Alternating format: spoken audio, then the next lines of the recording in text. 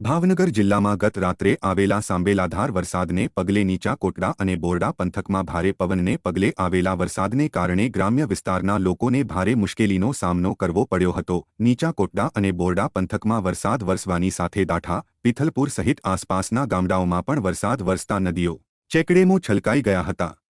ત્યારે રાત્રિ દરમિયાન વીજળી નહીં હોવાથી હાલાકીનો સામનો કરવો પડ્યો હતો।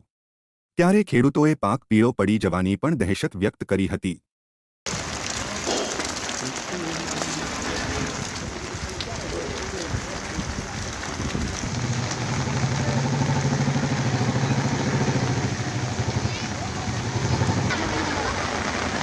वाड़ी